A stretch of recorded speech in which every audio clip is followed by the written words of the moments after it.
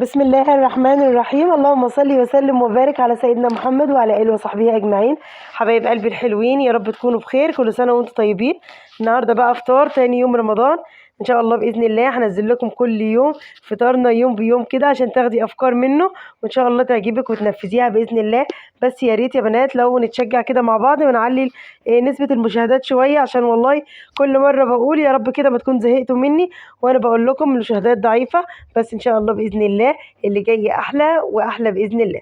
يلا بقى بينا نبدا على الفيديو. اللهم صل وسلم وبارك على سيدنا محمد وعلى اله وصحبه اجمعين. معايا كده بنات صدر فرخه النهارده حلو جدا كده، حجمه كده مش كبير قوي ومش صغير برضو، حجمه متوسط كده. يعني الصدر ده كان على بعضه حوالي كده 600 جرام. يعني من صدر فرخه هنعمل كده وجبه تكفي العيله كلها ان شاء الله، وفطار زي العسل جميل جدا باذن الله. قطعته كده لمكعبات وبعدين غسلته برضو، اديت له شطفه كده تحت الحنفيه كده عشان برضو مكان ايديا بقى والكلام ده. جبت بقى الكبه بتاعتي، وده بقى الشفشق الجديد اللي انا لسه اول مره هستخدمه. كانت عندي القطاعه بتاعتي كان الشفشق بتاعها ده كان مكسور بقاله فتره. الحمد لله والشكر لله جبت كده واحد جديد. وبس نزلت بقى في الفراخ وحطيت عليهم بصلايه تكون حجمها كبير. انا مستخدمه بصلايه كده حجمها كبير. هما اتنين، واحده كانت بصل من الاحمر وبصل من الابيض، الاتنين كانوا وسط كده. لكن لو عندك استخدمي برضو كده حبايه بصل كبيره ومعاها قرن فلفل حامي او كوبي زي ما انت عايزه. يعني انا حطيت واحد من ده وحطيت نص قرن كده حامي. بعد كده بقى ضربتهم كده ضربه مع بعض، وهبدا بقى ان انا اربط بايه. طحنت كده شويه من الكريسبي في المطحنه، كانوا فريش كده لان ما كانش عندي صراحه فيجيتار ولا بقسماط. فانا طحنت كده شويه زي ما احنا شايفين مع بعض حوالي 3 معالق.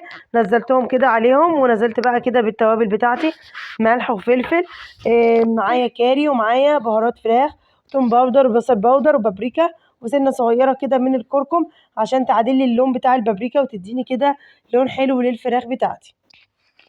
بعد كده كمان حطيت رشه كمان من البيكنج باودر، بتديها كده هشاشه وبتخليها طريه كده وجوسي من جوه، بتبقى حلوه جدا ما شاء الله. يعني ما تستغنيش عن الخطوه بتاعه البيكنج باودر في اي نوع كفته تعمليها، سواء فراخ سواء لحمه.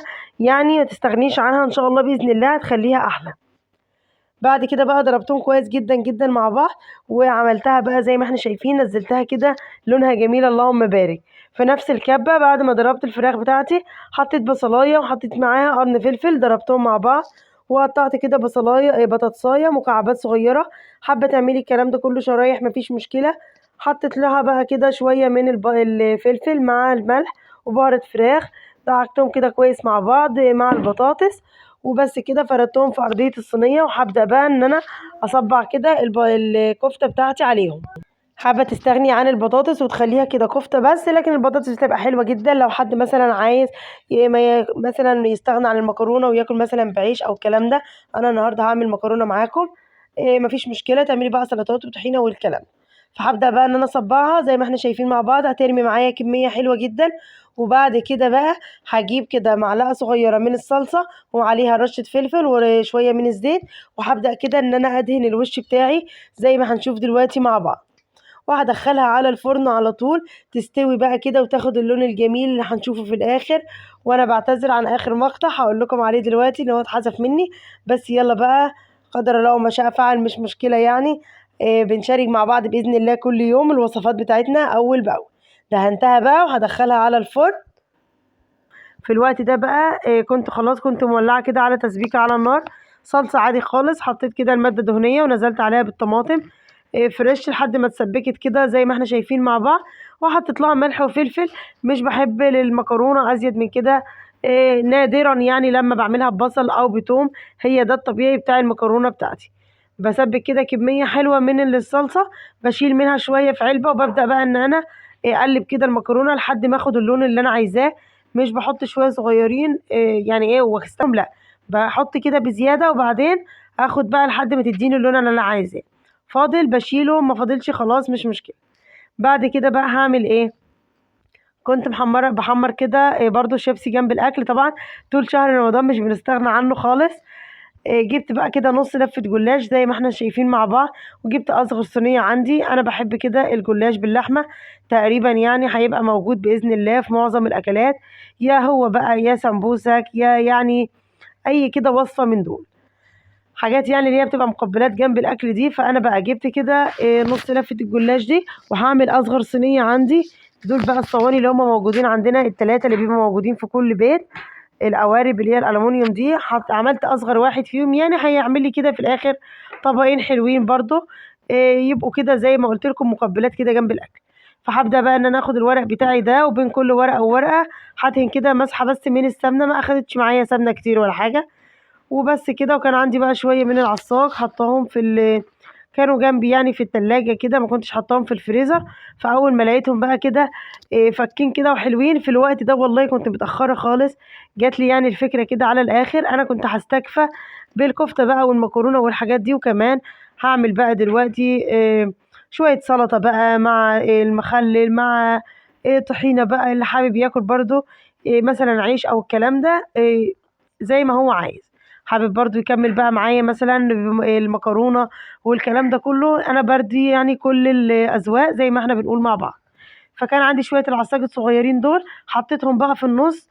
الحشوه بتاعتي دي حطيتها كده في نص بعد ما عملت نص لفات الجلاش الورق يعني، وهدهن بقى كده بالسمنه لحد ما اخلص كل الورق اللي معايا، وبس كده. وهقطعه وهدخلها على الفرن. ما عملتلهاش لا لبن ولا بيض المره دي ولا حاجه خالص.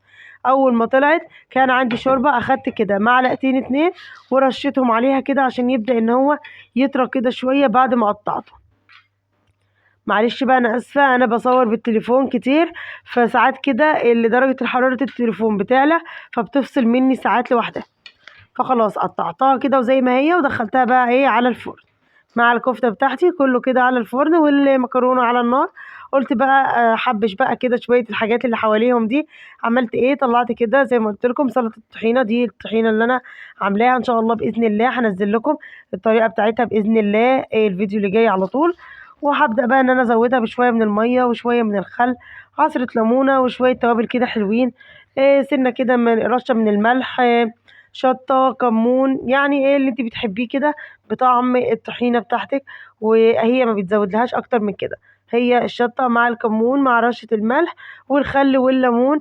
بلاش اي افتكاسات تانية طبعا، ما بيتحطلهاش اي حاجة تانية، هي كده الطحينة على اصولها. والطحينة اللهم بارك اللهم بارك جميلة جدا جدا المرة دي، يعني حاجة تحفة كده. هنزل لكم طريقتها بإذن الله، وازاي اللي ما تفصلش منك خالص. بس كده يا بنات، ده كان الفيديو بتاعي. ومعلش بقى على يعني اخر تصوير خالص برضو اتحذف غصب عني والله، لقيت التليفون مش بيصور. بس بقى خلاص غرفت المكرونه والكفته بقى طلعت من الفرن، وكمان الجلاش، وحمرت شيبسي كده. ودي البطاطس اللي كانت تحت الكفته بتاعتي، والطحينه بقى والسلطه بقى والترشي والكلام ده، وعملت كمان عصير مانجا.